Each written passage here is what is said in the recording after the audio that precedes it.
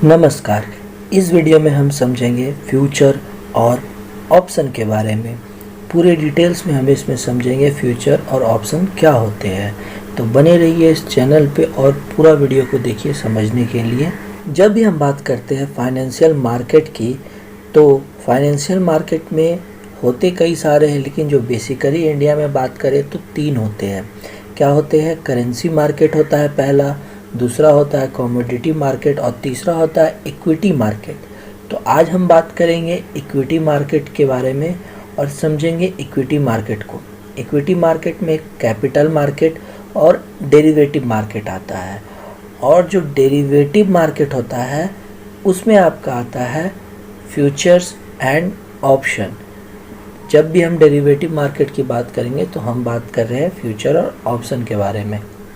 तो फिर जब हम कैपिटल मार्केट की बात करें तो कैपिटल मार्केट में आप डिलीवरी में कोई भी शेयर को ले सकते हैं। मीन्स कि कोई भी शेयर को आप जब मन करे उतने दिन के लिए ले सकते हैं। 10 दिन के लिए ले सकते हैं, 1000 दिन के लिए ले सकते हैं। आप चाहे 1 मंथ के लिए लीजिए, 2 मंथ के लिए लीजिए, 3 मंथ के लीजिए, और आपका जब मन करे उस शेयर को सेल कर सकते हैं। ये तो एक पॉइंट होता है कि आप उसमें कितने भी दिन के लिए उसे ले सकते हैं। दूसरा ये होता है कि इसमें आप कोई भी शेयर को लॉट में नहीं लेते हैं।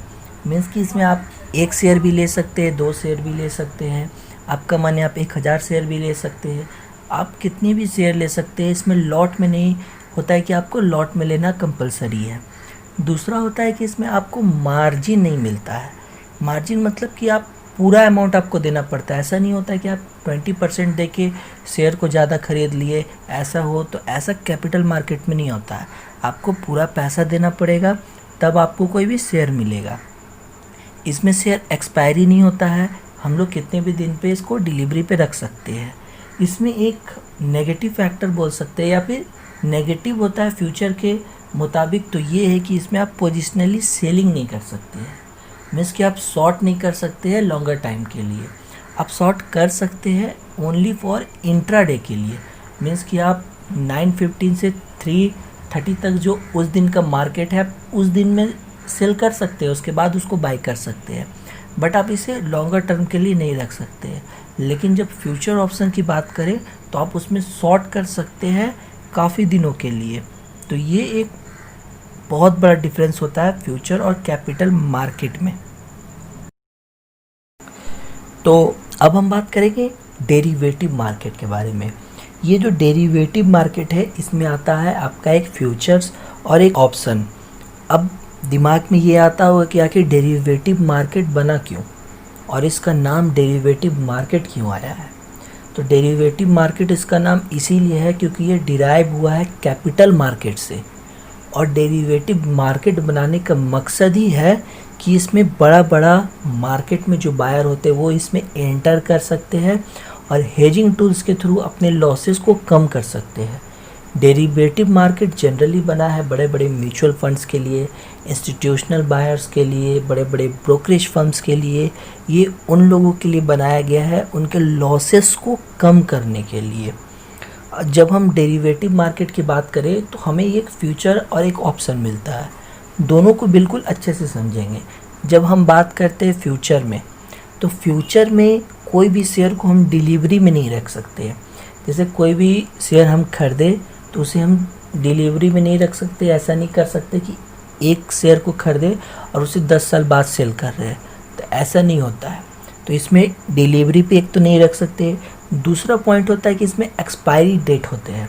मीन्स कि जब भी हम कोई शेयर को खरीदते हैं तो इसमें आपको 3 मंथ मिलेगा।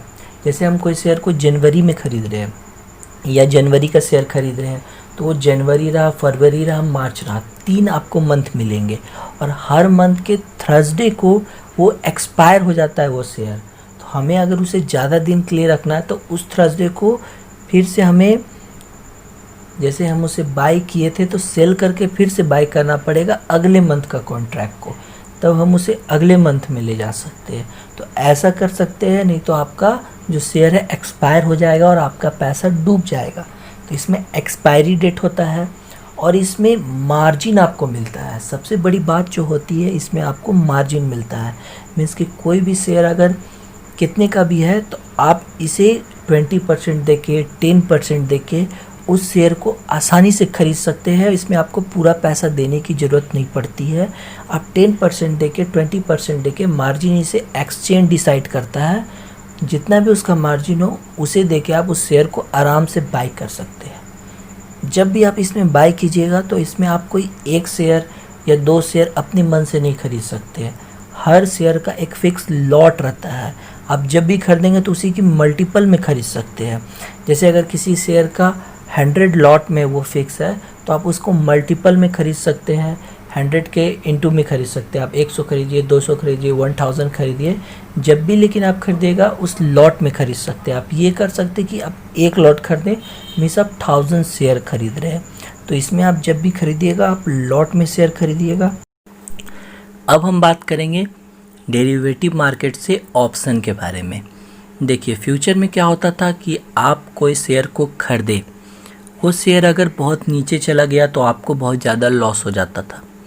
आपको लिमिट से ज़्यादा लॉस ना हो, इसीलिए बनाया गया ऑप्शन मार्केट, जो कि एक हेजिंग टूल्स है, आपको नुकसान से बचाने वाला एक टूल्स है। इसमें बिल्कुल इंश्योरेंस तरह का होता है। आप नॉर्मली तो अपना इंश्योरेंस कराते हैं, जैसे गाड़ी का इंश्योरेंस कराते हैं, एक प्रीमियम अमाउंट देते हैं। उस प्रीमियम अमाउंट को वो समझिए लॉस हो जाता है, आपका एक्सीडेंट होता है तो आपको पूरा पैसा मिल जाता है आपका। तो ये होता है इंश्योरेंस। इसमें बिल्कुल सेम है। इसमें 2 होता है। ऑप्शन मार्केट की बात करें तो एक होता है कॉल और एक होता है पुट। पुट में क्या होता है, जैसे कि आप कोई SBI का शेयर खरीदे 100 रुपया वाला, मतलब कि आप पुट खरीदे 100 रुपया का, जो कि स्ट्राइक प्राइस कहा जाता है। आप स्ट्राइक प्राइस 100 का था, पुट खरीद लिए।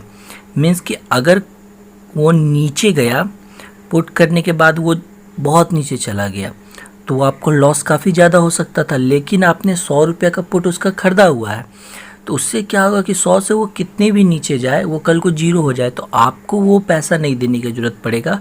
वो आपका लॉस नहीं होगा, लॉस होगा खाली आपका वो प्रीमियम का। वो आपका प्रीमियम डूब गया। सपोज़ आप उस 1 लाख रुपये का प्रीमियम लिए थे और 10 लाख रुपये का टोटल शेयर लिए थे।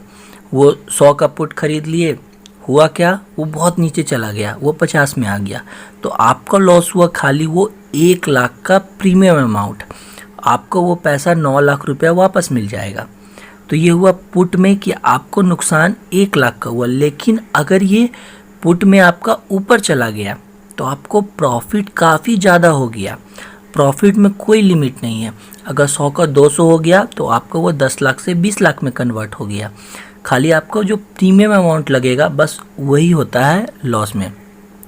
तो खाली प्रीमियम अमाउंट देखिए, लॉस आपका कम से कम हो जाता है और प्रॉफिट मैक्सिमम से मैक्सिमम हो जाता है। तो इसीलिए इस मार्केट को बनाया गया।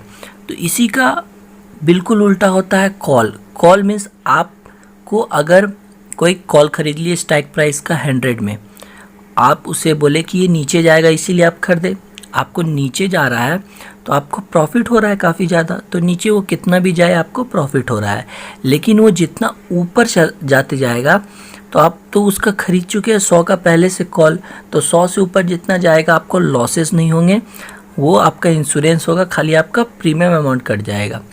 तो ये आपको एक तरह से इंश्योरेंस प्रोवाइड करता है कि आप लॉस से बचे, आपका ज़्यादा से ज़्यादा लॉस ना हो, इसीलिए ये प्रोवाइड किया जाता है।